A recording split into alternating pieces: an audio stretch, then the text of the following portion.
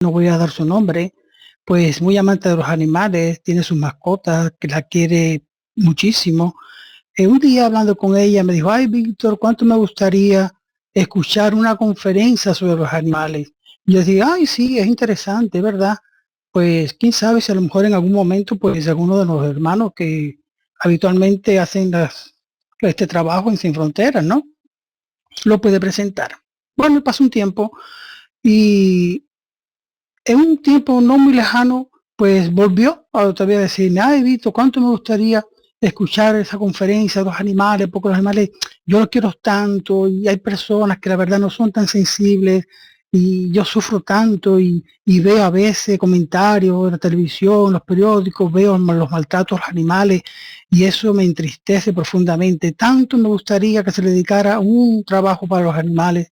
Bueno, y así que fue la cosa hasta que un día pues buscamos un trabajo, o sea, eh, una lectura, vamos a decir así, complementaria para un trabajo que estábamos realizando. Llegamos a una lectura que ya conocíamos, que la vamos a utilizar también ahora en el transcurso de la conferencia. Y ahí estaba justamente el texto principal que nos llevaba a hacer este trabajo. Entonces, pues en agradecimiento a esta amiga espírita, que ella fue la inspiradora para hacerlo, dedico también este tema a ellos, a los animales, nuestros hermanos menores. Muchas vueltas, amigos, yo le di este asunto de cómo podría comenzarlo. Después de centrar mi idea en lo que quería exponer, decidí iniciarlo haciendo un pequeño recorrido que me llevaría a la idea central de este tema. Y como bien sabemos, ¿en dónde nosotros podíamos encontrar esa mejor iniciación? Pues justamente en el libro de los espíritus, en el capítulo 11, cuando nos habla de los tres reinos, el mineral, el vegetal y el animal. Entonces encontramos allí la pregunta 585, cuando Kardec interroga a los espíritus superiores, preguntando así, ¿qué pensáis de la división de la naturaleza en tres reinos? O en dos clases, los seres orgánicos y los seres inorgánicos. Algunos hacen de la especie humana una cuarta clase. ¿Cuál de estas divisiones es preferible? Y entonces los espíritus respondieron, todas son buenas, dependiendo del aspecto que se les tome. En el material solo hay seres orgánicos e inorgánicos, pero bajo el punto de vista moral, evidentemente hay 4 grados. Entonces Allan Kardec esclarece en una nota añadida que estos 4 grados tienen un efecto, en efecto, caracteres muy marcados, aunque se parezca que se confunden sus límites. La materia inerte, que constituye el reino mineral, posee una fuerza mecánica. Las plantas compuestas de materia inerte también, dotadas de vitalidad, y los animales compuestos de materia inerte y dotados de vitalidad tienen además una especie de inteligencia instintiva limitada con conciencia de su existencia y de su individualidad. Y por último, el hombre, teniendo todo lo que hay en las plantas y en los animales, dominando todas las otras clases por una inteligencia especial, indefinida, que le da la conciencia del futuro, la percepción de las cosas extramateriales y el conocimiento de Dios. Entrando entonces en el subtítulo, en ese capítulo de los animales y el hombre, en el capítulo anteriormente que hemos mencionado, tenemos desde la pregunta 592 hasta la 610. Encontramos ahí entonces temas como lo siguiente: la inteligencia limitada de los animales, su lenguaje, el libre albedrío, porque no son simples máquinas como nos puede parecer, ¿no? Tienen su libertad de acción limitada a sus necesidades, restringida a los actos de la vida material. Al tener también inteligencia, que les da cierta libertad de acción, existe en ellos un principio independiente de la materia y sobrevive al cuerpo. Este principio es un alma semejante al hombre, es también un alma, así, si así lo queremos, dependiendo del sentido que le demos a la palabra alma. Pero es inferior al hombre, dicen los espíritus, Esta alma después de la muerte conserva la individualidad y conciencia de sí misma. Su individualidad sí, pero no la conciencia de su yo. La vida inteligente permanece en estado latente. Quedémonos entonces con esto último, que la vida inteligente permanece en estado latente. No presenta libre albedrío. Su alma después de la muerte podría estar en un estado errante como la del hombre. Dijeron los espíritus que tienen una especie de erraticidad porque no está unido al cuerpo, pero no es un espíritu errante. Vamos a recordar entonces que un espíritu errante es un ser que piensa y actúa por libre voluntad, siendo la conciencia de sí mismo un atributo principal. Pero el espíritu del animal es clasificado después de su muerte por espíritus a quienes les compete y son utilizados casi de inmediato, no teniendo tiempo para ponerse en relación con otras criaturas. Hasta aquí hemos extraído ideas sueltas desde la pregunta 592 a la pregunta 600 del libro de los espíritus. Pasando entonces al capítulo 11 del libro La Génesis, en el subtítulo Encarnación de los Espíritus, ítem 23, codificador dejó escrito así, que el principio inteligente, distinto del principio material, se individualiza y se va pasando por los diversos grados de animalidad. Ahí es donde el alma se ensaya para la vida y desarrolla sus primeras facultades por el ejercicio. Sería, por decirlo así, su tiempo de incubación, alcanzando el grado máximo de desarrollo que implica ese estado. Recibe de las facultades especiales que constituyen el alma humana. Es bueno entonces que recordemos en la respuesta a la pregunta 606 del libro de los espíritus que dice: la inteligencia tanto del animal como del hombre dimanan, o sea, nacen de un principio único, que es el elemento inteligente universal. Pero en el hombre recibió una elaboración que lo eleva por encima de la del animal. Cuando nosotros pasamos por el reino animal, nuestra inteligencia era limitada con pensamientos fragmentados, o sea, discontinuos. Ahí por mucho tiempo estuvimos ejercitando el pensamiento para hacerlo continuo hoy. Ahora bien, ahora estamos encontrándonos ejercitando el amor discontinuo para alcanzar a través de las muchas reencarnaciones y desafíos de la vida el amor continuo de los espíritus puros. Hacia allí nos vamos nosotros ahora proyectando. Lanzamos entonces esta pregunta. ¿Será entonces que todos los animales pasarán al reino nominal? No, muchos seguirán siendo animales que van a ir desenvolviendo facultades y haciendo una labor digna e importante en esa condición en el plano espiritual y en mundos superiores. Sigue diciendo entonces el codificador en la Génesis, en el capítulo 11, que ese sistema fundado sobre la gran ley de la unidad que preside la creación le corresponde a la justicia y a la bondad del Creador. Es Él justamente el que da un resultado, un objetivo, un destino a los animales, quienes dejan de ser desheredados para encontrar en el porvenir que les está reservado una compensación a su sufrimiento. Esa compensación de la que nos habla el codificador, de su sufrimiento que padecen los animales, la vamos a ver más adelante en el ejemplo que presentaremos al final. En este libro, La reencarnación, documentos para el estudio de la reencarnación de Gabriel Delan, un libro muy interesante, él nos va a presentar una amplia gama de ejemplos preciosos sobre los animales. El capítulo 3 nos habla, por ejemplo, del alma animal. En el capítulo 4, la inteligencia animal, presentándonos los caballos calculadores. Se trata de los caballos Muhammad Sarif.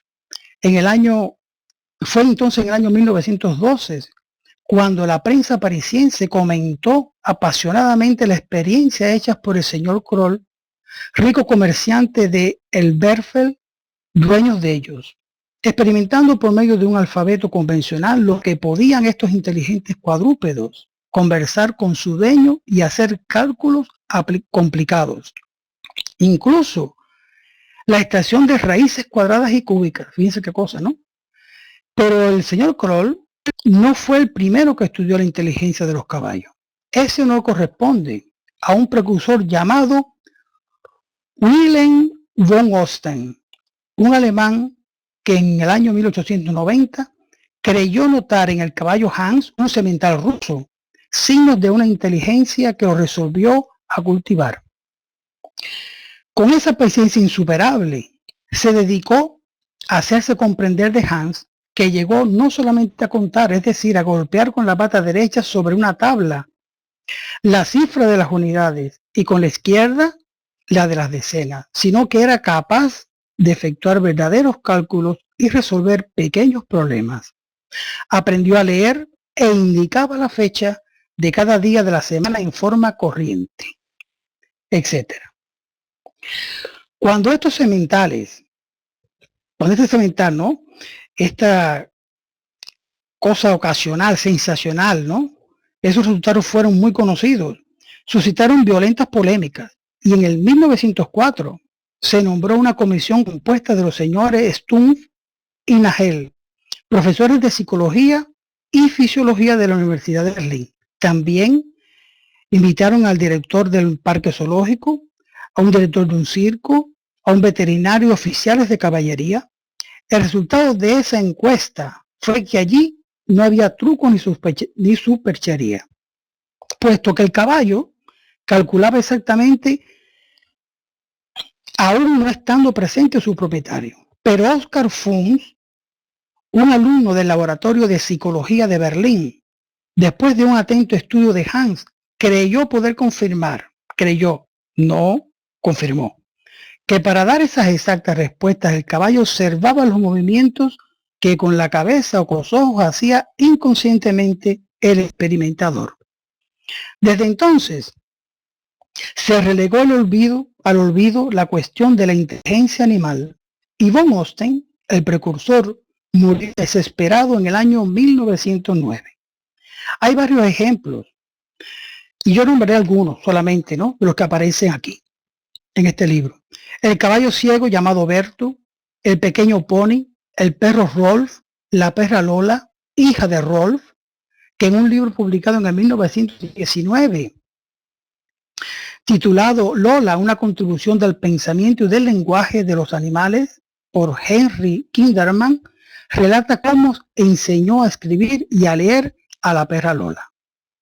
De este capítulo 4 voy a resaltar 3 ideas importantes para resumirlo de alguna forma. Primero, todos estos hechos parecen establecer que, contrariamente a la opinión general, el caballo es realmente inteligente, puesto que raciocina y por consiguiente está más cerca de la humanidad de lo que, considerando solamente el lugar que ocupa en la escala zoológica, podría pensarse. Segundo, los animales cuyo sistema nervioso tantas analogías presentan con el del hombre en su estructura y morfología, no son autómatas, desprovistos de conciencia, de inteligencia y de raciocinio, como tanto se complacen en negarles. Esfuerzos de educación y encauzamiento idénticos a los que se aplican en la educación del niño conducirán seguramente a la larga a resultados inesperados. Tercero, que el día que la ciencia oficial quiera seguir por la vía abierta de los señores von Osten, Kroll y la señora Mueckel, el velo que cubre todavía el proceso de desarrollo de la inteligencia a través de la escala animal se desgarrará y acabaremos por comprender cómo se ha operado esta progresión mental que desde los últimos grados de la escala zoológica ha llegado al magnífico desenvolvimiento que se observa en los más ilustres representantes de la raza animal. Hoy podemos decir que ya estas investigaciones han sido muy avanzadas y ahora se tiene mejor conocimiento de esto que ya en aquel entonces Gabriel Deland ya estaba diciendo en este libro. El capítulo 5 del libro nos va a hablar de las facultades supranormales de los animales y su principio individual. Ahí vamos a encontrar entonces varios tipos de ejemplos. Voy a citar algunos. Analogías existentes entre las facultades animales y las humanas. presentimiento de un perro, visión por un perro de una figura invisible, el perro que ríe, varios ejemplos de visiones de animales difuntos, fantasmas de animales, en las sesiones de materializaciones, etcétera, etcétera. De este capítulo, del 5, vamos a presentar entonces un ejemplo titulado Un perro fantasma. El animal guardián que la reproduce tomó narraciones de Gabriel Deland de la Revisión Nacional, que es un periódico, por el capitán Humphries, que las ha reunido durante viajes por diversos países. Su carácter general podrá ser juzgado por la historia siguiente que el capitán afirma le fue relatada por un matrimonio de su amistad y cuya verosimilitud, o sea, probabilidad, no da lugar a dudas. El relato es el siguiente. Cuando residían en el sur de África, vivían cerca de una línea férrea separada de un jardín por un muro de poca altura, un matrimonio que poseía por aquel tiempo un magnífico perro, al que dejaban en libertad de errar a su capricho. Un día, al querer evitar una locomotora, fue arrollado y muerto por otra que pasaba en sentido inverso. Después, los conductores de los trenes que circulaban por la noche comenzaron a hacer funcionar, al pasar junto a la casa, el estridente silbato de las máquinas. Esto molestaba mucho al propietario del perro muerto y aún más a la señora de delicada salud. Un día el marido detuvo a uno de los maquinistas en el momento que abandonaba su trabajo y le preguntó si era tan necesario dar por la noche aquellos agudos pitidos, y como el maquinista, extrañado, no contestaba, insistió el hombre, invocando entonces el estado de salud de su mujer. La respuesta fue que en sus manos tenía el remedio con solo no dejar en libertad a su perro, que todas las noches atravesaba la vía sin apartarse hasta oír la señal. La descripción que dio del perro concordaba en todo con lo que con el que había sido atropellado. Durante varios meses, con algunos intervalos, la aparición continuó cruzando la vía al paso de los trenes. Comenta entonces Gabriel Deland lo siguiente. En este caso, no cabe explicar el hecho por una acción telepática del perro. Por otra parte, es inverosímil una alucinación visual de los maquinistas, puesto que fueron varias las veces que tuvieron que pitar para que se apartara. Observemos también que estas apariciones tuvieron lugar después de la muerte del animal, lo que indica la conservación de su forma y la posibilidad de materializarse. Voy a destacar lo que entonces dice Gabriel Deland. Actualmente parece en extremo muy probable. 1. Que existen comunicaciones telepáticas entre el hombre y los animales domésticos. 2. Que los animales presentan a veces fenómenos de clarividencia, es decir, que perciben a seres invisibles. 3. Que son capaces de sentir los presentimientos. 4. Que posee una forma fluida que les permite desdoblarse. 5. Que este perispíritu animal persiste después de la muerte bajo una forma invisible que puede ser descrita por los videntes. Y 6. Que las materializaciones de este principio que individualiza al animal ha sido a veces observada en las sesiones espíritas. Concluye entonces Gabriel Deland diciendo lo siguiente. Evidentemente, el grado de desarrollo de la psique animal en estas formas todavía relativamente inferiores apenas es comparable, salvo la extraordinaria facultad de cálculo, a la de nuestros niños, pero la identidad del principio pensante en ellos y nosotros parece innegable. En la hipótesis de que nosotros hemos debido de pasar anterior y sucesivamente por estados inferiores antes de llegar a la humanidad, aparece hoy como una verosímil y debe ser tomada en consideración por todos quienes se preocupan por la solución del problema de nuestro origen. Este tratado de Gabriel Deland tan interesante sobre la reencarnación apareció en el año 1924. 34 años después, más tarde en el año 1958, Andrés Luis a través de la psicografía de Francisco Cándido Javier, nos dice en su libro Evolución en dos mundos, capítulo 8, Evolución y Metabolismo, lo siguiente. Observamos la llegada de los principios inteligentes en el mundo y su respectiva expansión como un ejército que para atender sus propias necesidades organiza inicialmente la precisa cobertura de auxilios. Primeramente, las bacterias trabajando el suelo para que las plantas proliferasen, creando la atmósfera adecuada al reino animal. Luego de las plantas aparecen los animales, generando recursos orgánicos para que el instinto pudiese expandirse con rumbo hacia la inteligencia. Y seguidamente al animal surge el hombre, plasmando los valores definidos o definitivos de la inteligencia para que la humanidad se vaya definiendo en su camino hacia la angelitud. Aquí hay una cosa muy interesante a destacar de Andrés Luis, que él ha puntualizado aquí, una vez más, que el principio inteligente está fuera de la materia, fuera de nuestro entorno en que nosotros vivimos, porque dice él así, que la forma inteligente para llegar al mundo mandó una avanzadilla como los ejércitos, ¿no? Para irse instalando a través de las diferentes manifestaciones en las que el hombre fue en el proceso para llegar a la humanidad.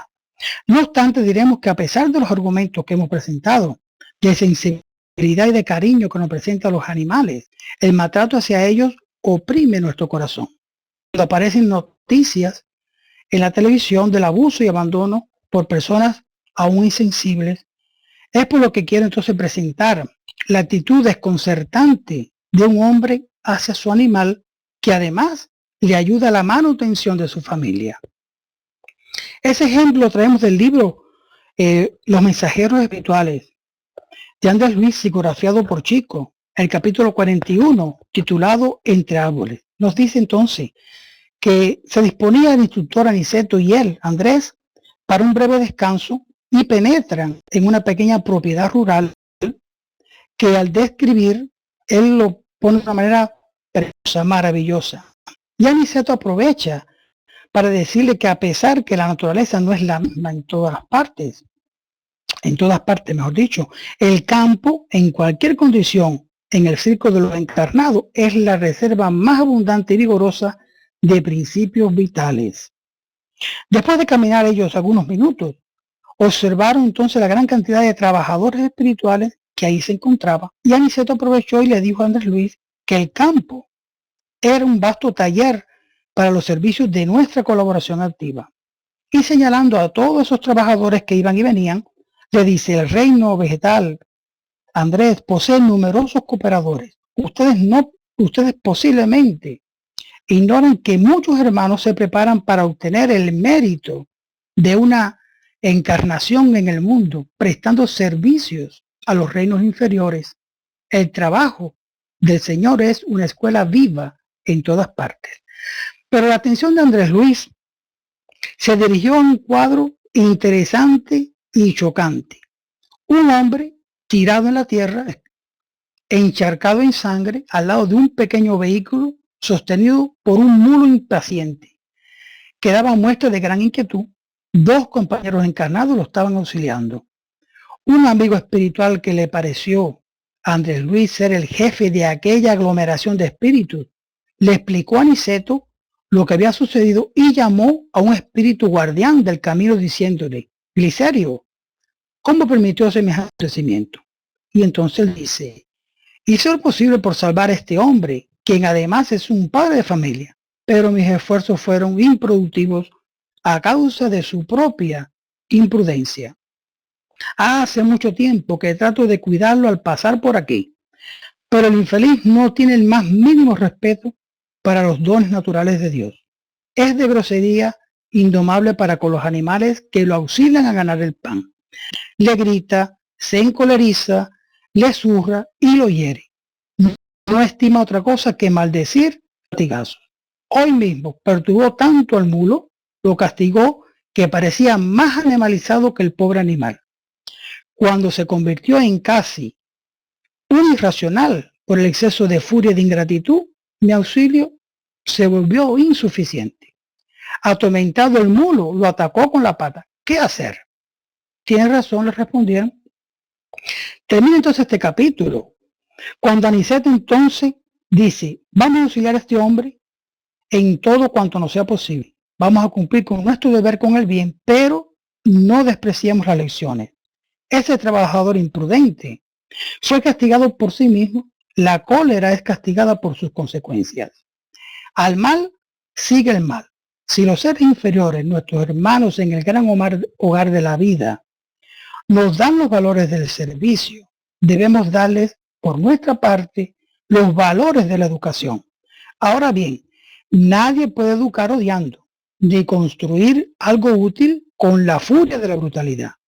Como hombre común, nuestro pobre amigo sufrirá muchos días en su cama. Entre las aflicciones de los familiares, demorará en restablecer el equilibrio orgánico, pero como espíritu eterno recibió una lección útil y necesaria. Sorprendido entonces Andrés Luis con esas palabras de Aniceto, comenzó a aprender que nadie insulta a la naturaleza sin el doloroso choque de retorno en todo momento. Después de este suceso, el espíritu que dirigía a esos trabajadores espirituales en ese ambiente rural propone a Aniceto hacer un evangelio, y entonces Andrés Luis titula el siguiente capítulo, 42, Evangelio en el ambiente rural. Le fue entonces traído a Aniceto un ejemplar que abrió con firmeza en los versículos 19, 20, 21 del capítulo 8 de la epístola a los romanos. Todos ahí estaban profundamente en silencio y atentos. Pero lo que más le impresionaba a Andrés Luis era el aspecto imponente y calmado de la naturaleza. Un rebaño bovino se acercó a ellos, atraído por fuerzas magnéticas que él no pudo comprender. Llegaron también algunos mulos humildes desde lejos, y las aves se tranquilizaron en las ramas sin dejar oír un solo pío. Haciendo entonces una reflexión sobre este comportamiento de los animales, podemos decir que ellos también absorbieron por la fuerza magnética, esa que Andrés Luis no pudo entender, la educación del evangelio. Una vez más, los animales no son cualquier cosa, son nuestros hermanos menores que ensayan el progreso bajo el amparo del amor. ¿Cómo podemos apreciar? Estamos hablando de amor y educación a los animales, y no podemos olvidar que tenemos una responsabilidad moral con ellos. Uno de los ejemplos más lindos de amor hacia los animales lo mostró Francisco de Asís en su última reencarnación, cuando, peregrinando por la ciudad de Gubbio, al norte de Asís, fue solicitado por sus habitantes para que interfiriera ante un lobo feroz que devoraba animales, inclusive algunos seres humanos descuidados. Es una historia muy conocida que no vamos a presentar aquí, pero sí otra de él, de Francisco, aunque hay varias. La voy a titular El relato del pez. El libro Francisco de Asís por el Espíritu Mírame, psicografía del Joao Núñez Maya, capítulo 24, del Oriente al Infinito. Cierta vez, Francisco de Asís llegó a Padua, tierra donde radicó uno de los más grandes franciscanos, Antonio de Padua. Acompañado por algunos discípulos, andaba por la periferia de Padua en una tarde soleada, cuando sintió sed y salió a buscar agua en un gran río que pasaba cerca de allí. Después de beberla con placer, agradeció en voz alta por aquel líquido sagrado de la naturaleza. Un pescador que pasaba cerca de él y había conseguido pescado grande, como había visto la fama de los frailes franciscanos, le ofreció a Francisco uno, que lo recibió aún con vida. Lo besó, pidió disculpa al pescador y lo devolvió a las aguas, diciendo: ve, hijo mío, que tus hermanos te esperan. Ve en la paz de Cristo, que todos tenemos derecho a la vida. No tengo hambre. ¿Por qué abusar de tu vida? Que Dios te acompañe. Se sentó entonces Francisco al margen del río con los discípulos y empezó con historias referentes a los profetas. También se sentó a ellos el pescador, y después de unos instantes empezaron a ver en los márgenes del río cardúmenes enormes, o sea, una aglomeración grande, ¿no? De peces que se levantaban las cabezas hacia afuera del agua, como intentando escuchar las historias del santo de Asís.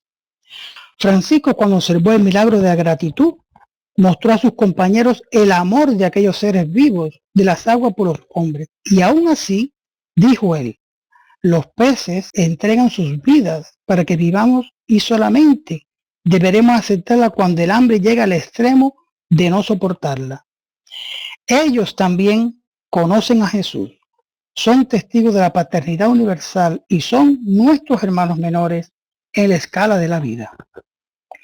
Allí predicó el evangelio a los peces hasta sentir la claridad de estrellas.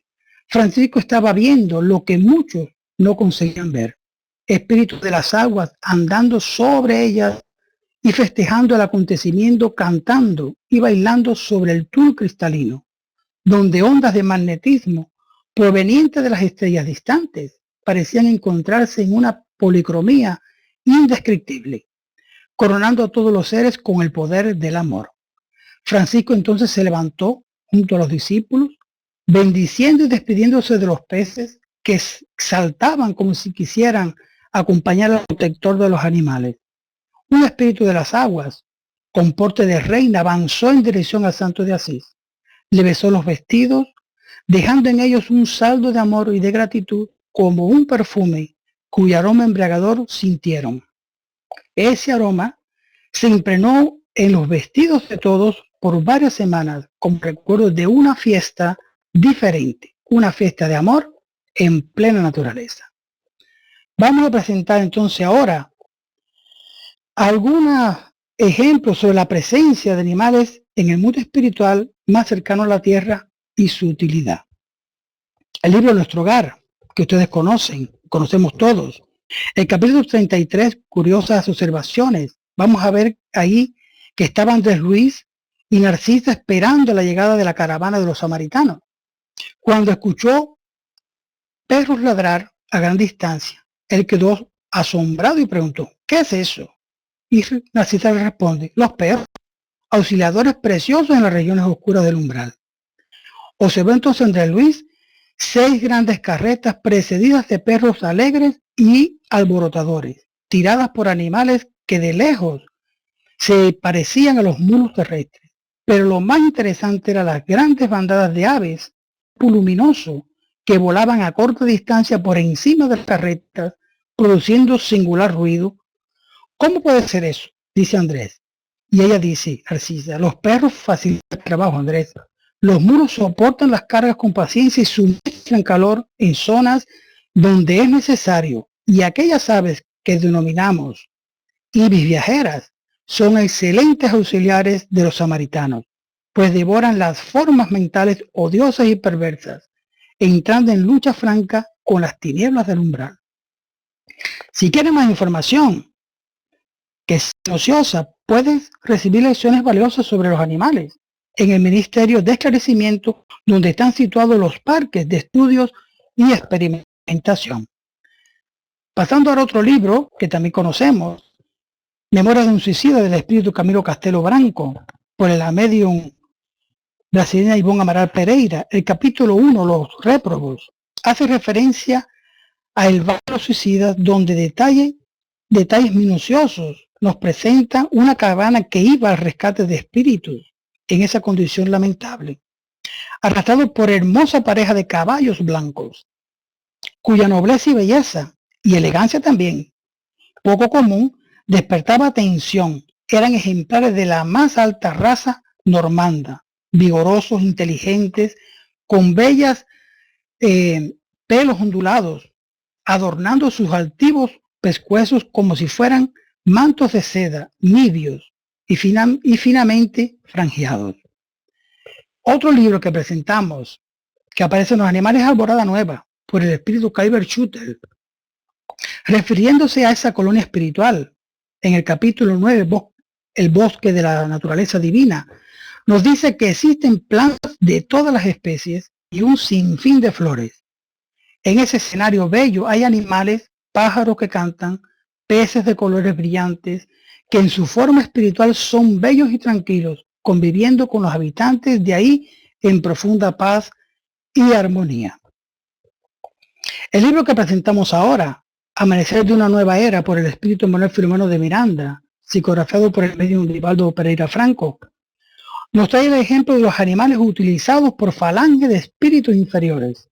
En el capítulo 10, el enfrentamiento con las tinieblas, presenta a un rabino de nombre Eliashim Ben Sadot que se acerca a una institución en el plano espiritual con una falange de su misma categoría desafiando a las fuerzas de salvación de la humanidad, vociferando, llamándoles cobardes, dando rienda suelta a la venganza que no logra su fin.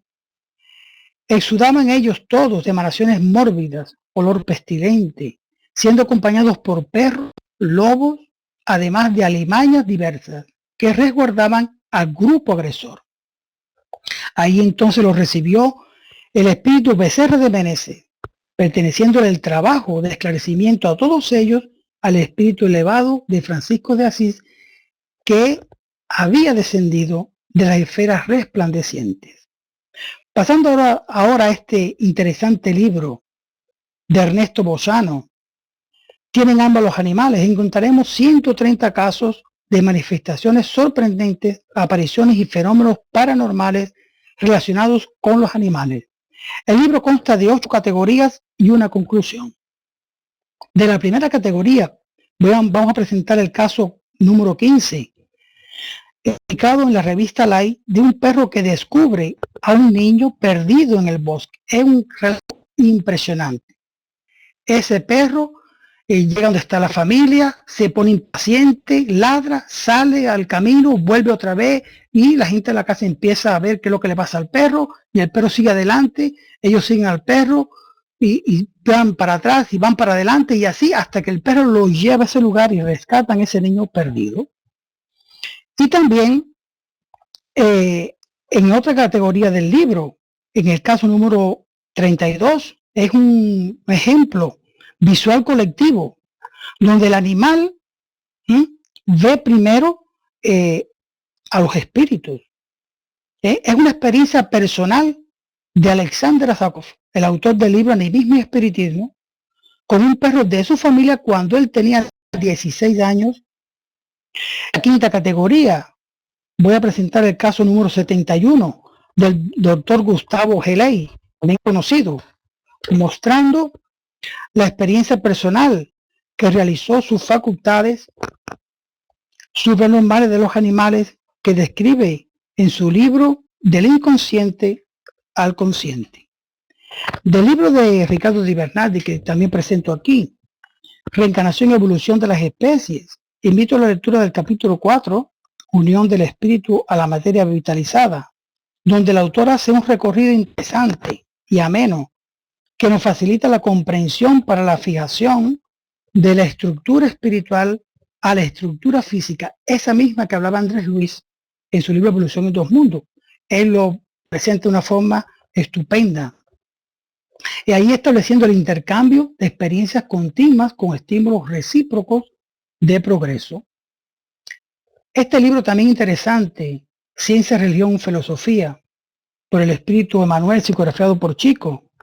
Tenemos en el capítulo 17 sobre los animales, desarrollando una invitación a la reflexión con 4 subtítulos: el enigma de los principios, los animales, nuestros parientes más cercanos, el alma de los animales, todos somos hermanos. Destacaría de este libro las palabras de Manuel cuando dice: si hay un posible regreso del alma humana al círculo de la irracionalidad, o sea, los animales, como constituyó la teoría de la metempsicosis en los egipcios, porque el espíritu jamás retrograda, recibamos como obligación sagrada el deber de amparar a los animales en la escala progresiva, en sus posiciones variadas en el planeta. Extendamos hacia ellos una sección de la solidaridad y vuestro corazón comprenderá más profundamente los grandes secretos de la evolución, comprendiendo las maravillosas y dulces misterios de la vida. Si no tenemos solidaridad y amor hacia los animales, Como dice Manuel, no será posible comprender entonces la profundidad de los grandes secretos de la evolución que tanto queremos y deseamos y los maravillosos misterios de la vida. No sería posible tampoco poder analizar lo que vamos a presentar ahora. Los animales en un planeta superior a la Tierra, Júpiter. Pero antes tenemos que ir nuevamente al libro de los espíritus, a la pregunta 601, cuando el codificador preguntó: ¿siguen los animales una ley progresiva como los hombres? Y ellos respondieron: sí. En los mundos superiores, donde los hombres están más avanzados, los animales lo están también y tienen medios más desarrollados de comunicación, pero son siempre inferiores y están sometidos al hombre. Son para él servidores fieles. Y entonces la revista Espírita de 1858, por Allan Kardec, nos dice que de todos los planetas, el más adelantado en todos los aspectos es Júpiter. Allí es el reino exclusivo del bien y de la justicia, porque solo existen espíritus buenos. Su superioridad no es solo en el estado moral de sus habitantes, sino también en su constitución física. En la revista de abril de ese año, la número 4, en el subtítulo Conversaciones del Más Allá, el espíritu Bernard Palissy, usando al medium Victorien Sardou, a través de una comunicación mediúnica, que fue fechada el 9 de marzo de ese año, nos habla de los animales en 9 preguntas y sus respuestas. Utilizaré 3 de ellas. La número 48. ¿Es el cuerpo de los animales más material que la de los hombres? Y respondió el espíritu: sí, el hombre es el rey, el dios terrestre. La número 49. ¿Existen animales carnívoros? Los animales, respondió él, los animales no se destrozan entre sí. Todos viven sometidos al hombre y se aman mutuamente. La número 51 dice: se nos ha dicho, animales son los servidores y los peones que ejecutan los trabajos materiales construyendo viviendas, etc. ¿Esto es verdad? Y el espíritu Palissy respondió: sí, el hombre no se rebaja más siendo sirviente de sus semejantes. Dice entonces Palissy: los animales son únicos servidores y obreros del planeta, merecen una mención enteramente especial. Si designamos con el nombre de animales a esos seres singulares que ocupan la parte más baja de la escala, porque no olvidemos que ahí, en ese planeta, también existe una escala espírita, porque los propios espíritus lo han puesto en uso y además nuestra lengua no tiene un término mejor para ofrecernos. Esta designación los rebaja demasiado, pero llamar a los hombres es hacerles demasiado honor. En efecto, son espíritus consagrados a la animalidad, quizás durante mucho tiempo, quizás para siempre, pero en cualquier caso, su futuro no hay que equivocarse sobre su pasado. Entonces, nos nace entonces esta inquietud. ¿Qué aspecto pueden tener entonces esos animales? ¿Tendrán alguna semejanza con los animales que conocemos en la Tierra?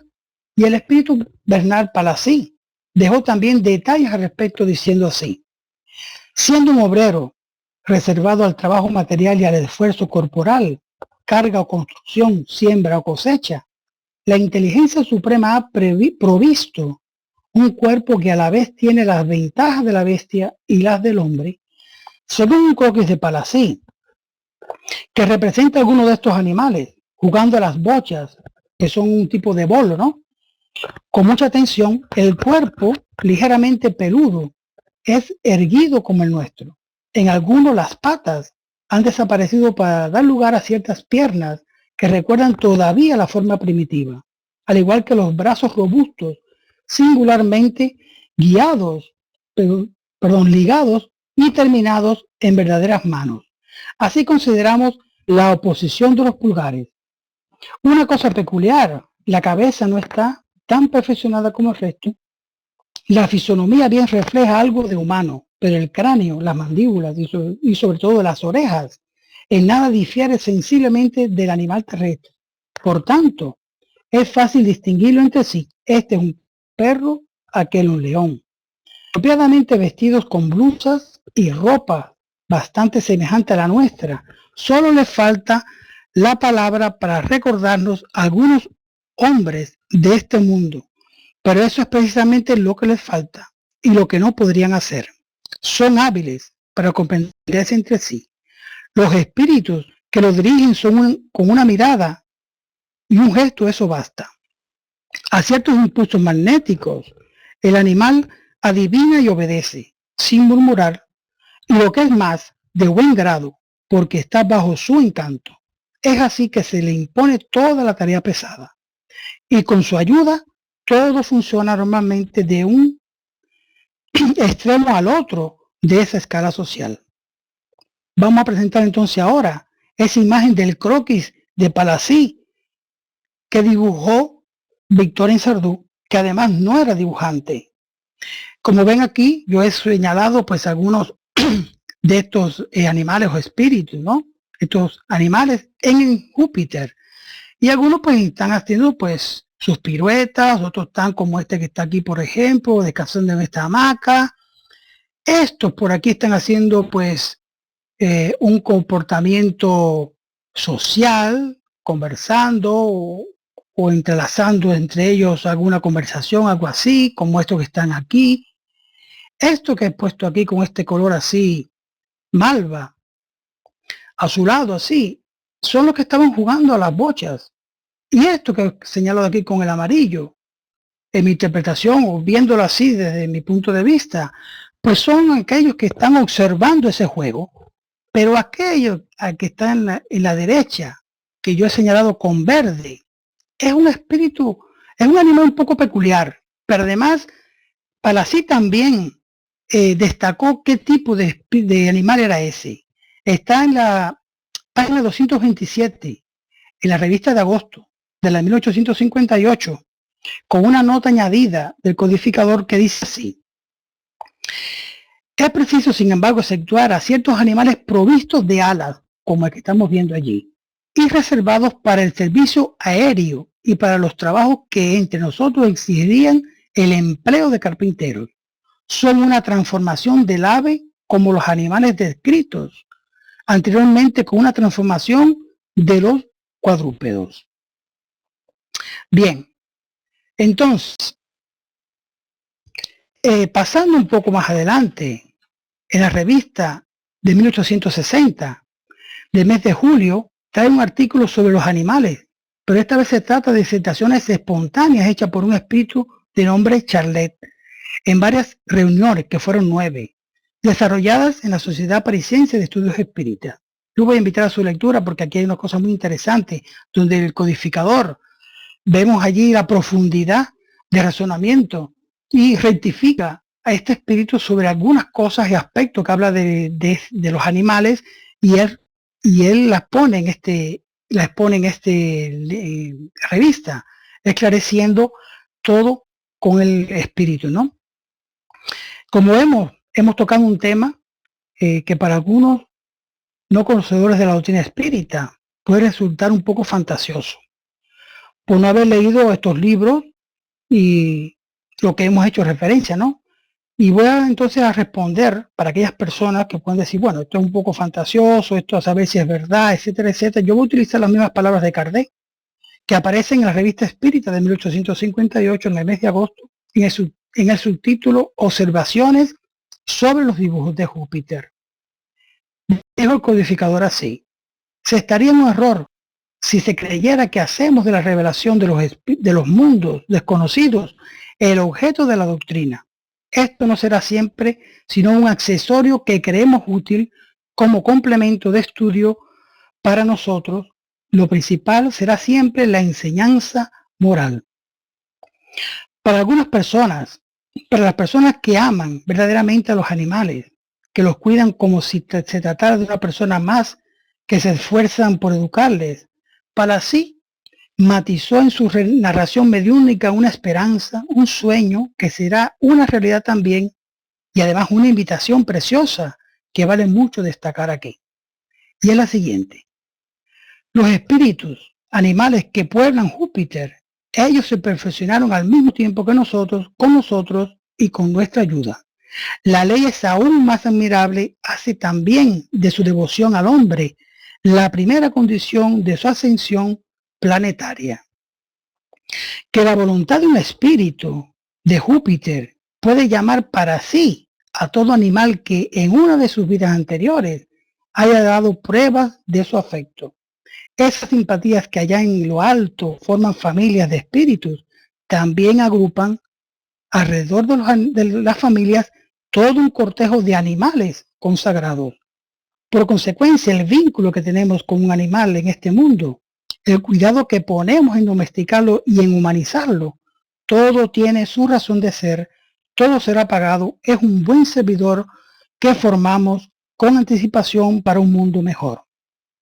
Expusimos al comienzo, amigos, que en el libro de la Génesis, capítulo 11, ítem 23, dijeron los espíritus al codificador que la bondad emanada del Creador sería Él el que daría un resultado, un objetivo, un destino a esos animales, para que no fueran más seres desheredados, encontrando en el porvenir que les está reservado una compensación a sus talentos. Pues ahí está esa compensación, en Júpiter, en planetas similares o superiores. ¿Quiénes los que aman tanto a sus mascotas en la Tierra cuando le toque vivir en Júpiter u otro planeta de igual categoría, no le gustaría volver a tenerlos a su lado? Dejo ese interrogante. Con eso terminamos. Muchas gracias a todos. Que Dios nos bendiga a todos y sobre todo a nuestros hermanos menores. Mucha paz. Muchas gracias.